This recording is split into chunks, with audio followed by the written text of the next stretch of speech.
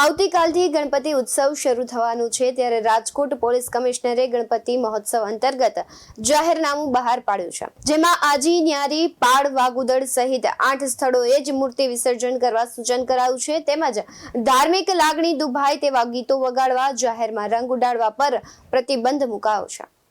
નમસ્કાર, BS9 TV ન્યૂઝમાં આપની સાથે હું ભગવતી વિશાવડિયા। આગામી તારીખ 7 થી 17 સુધી રાજકોટમાં ગણપતિ મહોત્સવનું ઠેર ઠેર આયોજન થનાર છે, ત્યારે ઉજવણીના અંત સમાન વિસર્જન વખતે કોઈ અનિચ્છનીય ઘટના ન બને અને કાયદો અને વ્યવસ્થાની સ્થિતિ જળવાઈ રહે તે માટે રાજકોટ પોલીસ કમિશનર દ્વારા જાહેરનામું પ્રસિદ્ધ કરવામાં આવ્યું છે, જેમાં પોલીસે નક્કી કરતા આજી ન્યારી પાડ વાગુદડ સહિતના 8 સ્થળોએ જ વિસર્જન કરવા જણાવ્યું છે, તેમજ વિસર્જન દરમિયાન ધાર્મિક લાગણી દુભાય તેવા ગીતો વગાડવા ઉપર, જાહેરમાં રંગ ઉડાડવા ઉપર પ્રતિબંધ ફરમાવ્યો છે। રાજકોટ શહેર પોલીસ કમિશનર બ્રિજેશ ઝાએ ગણપતિ મહોત્સવ અંતર્ગત જાહેરનામું પ્રસિદ્ધ કર્યું છે, જેમાં જણાવ્યું છે કે ઠેર ઠેર તારીખ 7 થી 17 ગણપતિ મહોત્સવ યોજાનાર છે, ત્યારે અમુક લોકો 3 દિવસ, અમુક લોકો 5 દિવસ, અમુક લોકો 7 દિવસ, અમુક લોકો 9 દિવસે વિસર્જન કરતા હોય છે, ત્યારે મુખ્યત્વે 11મા દિવસે લોકો વધુ વિસર્જન કરતા હોય છે। ત્યારે દુંદાળા દેવની મૂર્તિનું વિસર્જન કરવા માટે Aji dam overflow check dam, ખાણ 1, ખાણ 2, પાડગામ, ન્યારીના પાટિયા પાસે, વાગુદડના પાટિયા પાસે તથા ભાવનગર રોડમાં રવિવારી બજારવાળા ગ્રાઉન્ડ પાસેના 8 સ્થળો નક્કી કરવામાં આવ્યા છે।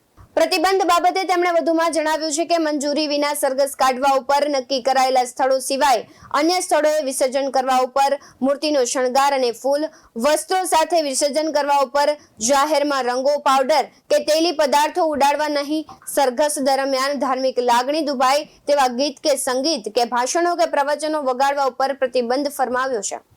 સરઘસ દરમિયાન સામાન્ય ટ્રાફિકને અડચણરૂપ ન થાય તેનું ખાસ ધ્યાન રાખવા પણ સૂચન કરવામાં આવ્યું છે। વિસર્જનની જગ્યાએ તળાવો, ખાણ, નદીમાં સિન્થેટિક લાઇનર ગોઠવવાનું રહેશે અને વિસર્જનના 48 કલાક બાદ બહાર કાઢવાનું રહેશે તથા ફટકડી પણ નાખવાની રહેશે। વિસર્જન યાત્રા દરમિયાન આવતા જતા રાહદારીઓને લોકો પર રંગ છાંટી શકાશે નહીં અને ગણેશોત્સવ સ્થળે ધ્વનિ પ્રદૂષણ નિયંત્રણનું ધ્યાન પણ રાખવાનું રહેશે, અર્થાત ઘોંઘાટ પર પ્રતિબંધ ફરમાવ્યો છે। વોલ્યુમ ધીમું રાખવાનું રહેશે અને ગણેશ વિસર્જન બાદ 1 દિવસ કરતા વધુ સમય મંડપ પણ રાખી શકાશે નહીં। વિસર્જિત થયેલી મૂર્તિને કોઈ પર પ્રતિબંધ થાય તેવું ધ્યાન રાખવાનું વગેરે નિયમો જારી કરાયા છે। વિસર્જન સરઘસ માટે સ્થાનિક તંત્ર પાસેથી મંજૂરી લેવાની રહેશે।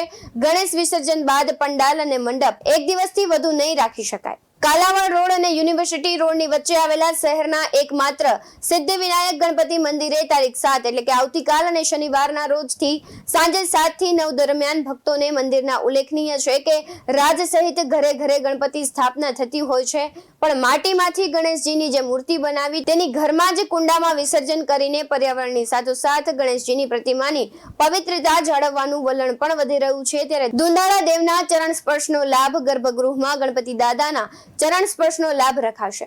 વર્ષમાં એક જ વખત ભક્તોને ચરણ સ્પર્શ થતા ગણેશ યંત્રના દર્શનનો લાભ પણ આપવામાં આવતો હોય છે તેવું એક યાદીમાં જણાવ્યું છે। આવા જ વધુ અહેવાલો સાથે ફરી મળતા રહીશું। તમે અમારી YouTube ચેનલને સબસ્ક્રાઇબ કરવાનું, અમને Facebook અને Instagram પર ફોલો કરવાનું ભૂલશો નહીં। બાકી અવનવી અપડેટ્સ મેળવવા માટે આપ જોતા રહો BS9 TV ન્યૂઝ। નમસ્કાર।